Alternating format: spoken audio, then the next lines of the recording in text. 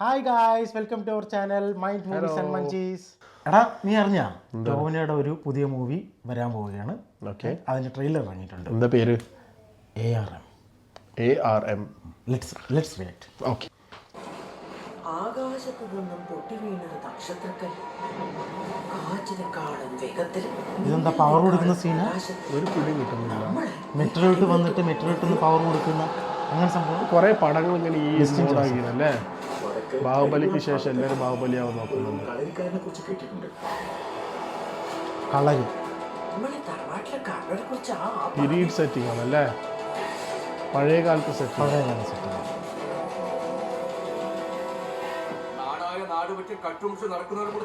Tovino action hero ആയി മാറുന്നുണ്ടല്ലേ. Body എല്ലാം കറക്റ്റ് ആയിട്ട് മെയിൻറ്റെയിൻ ചെയ്യുന്നു.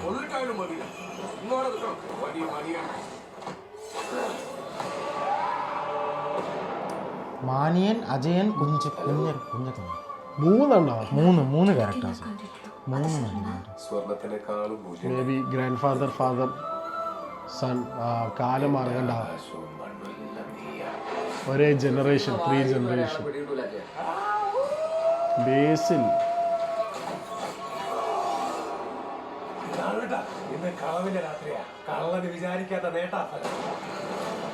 ഭയങ്കര ഡിഫറെൻ്റ് ഒരു കോൺസെപ്റ്റ് ആണെന്ന് തോന്നുന്നത്.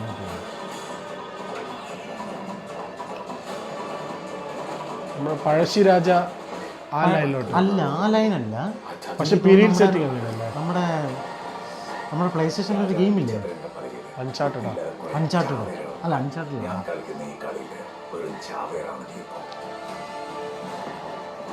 രാത്രി ഒളിച്ചും പാത്തും വീട്ടിൽ കയറുന്നത് എന്റെ ചോരന്റെ ജഗദീഷ്.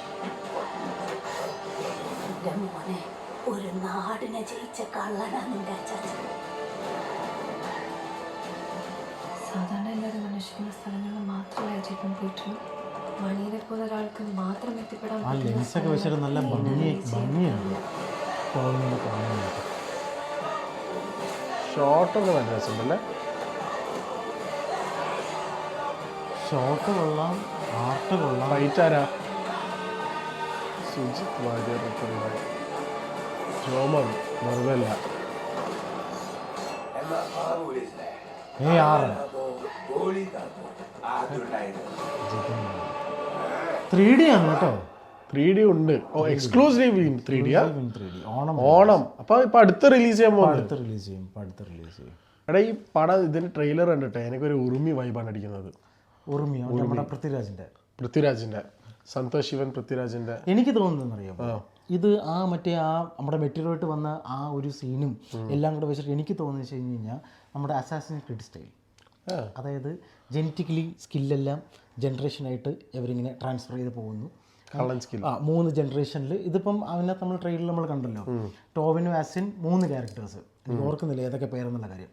അപ്പം 3 ക്യാരക്ടേഴ്സും മേ ബി ഓരോ സിറ്റുവേഷൻ വരുമ്പോഴത്തേക്ക് അവരുടെ സ്കില്ല് ഓൺ ആകും. കക്കുന്ന എന്ത് സ്കില്ലാടോ? കക്കുന്ന മാത്രമല്ല, കളരി ഉണ്ട്. കളരി അതാണ് സ്കില്ല്. ബോധിധർമ്മൻ. മനസ്സിലായി, ആ ബോധിധർമ്മൻ. അപ്പൊ ആ സ്കില്ല് ഓൺ ആവും. ചിലപ്പോൾ ഏതെങ്കിലും ജനറേഷനിലുള്ള ഒരു ടോവിന് മണ്ടനായിരിക്കും, സ്കില്ലായിരിക്കില്ല.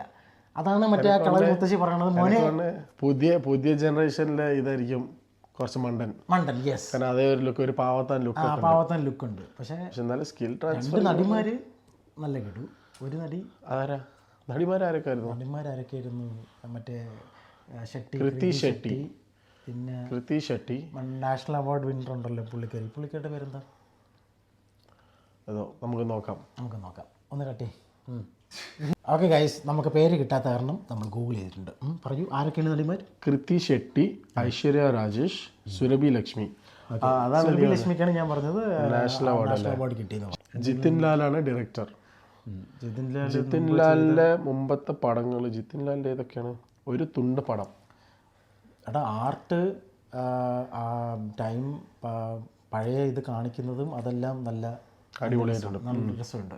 ഗ്രാഫിക്സ് കാണിക്കുന്നതാണെങ്കിൽ നല്ല രസമുണ്ട്. ജോമോൻ അല്ലേ ക്യാമറ? ജോമോനാണ് ക്യാമറ. മ്യൂസിക് പുതിയ ആളാണല്ലോ. ഞാൻ ഇങ്ങനെ ഈ പറയുന്ന സമയത്ത് ദിബു നിനൻ തോമസ്.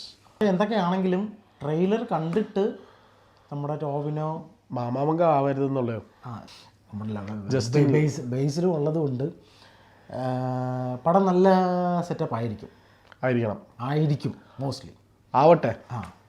മോസ്റ്റ്ലി നല്ല പടമായിരിക്കും. അതിൻ്റെ ട്രെയിലർ കണ്ടിട്ടും എല്ലാം കൂടെ വെച്ചിട്ട് this is what we believe സൂപ്പറായിരിക്കും.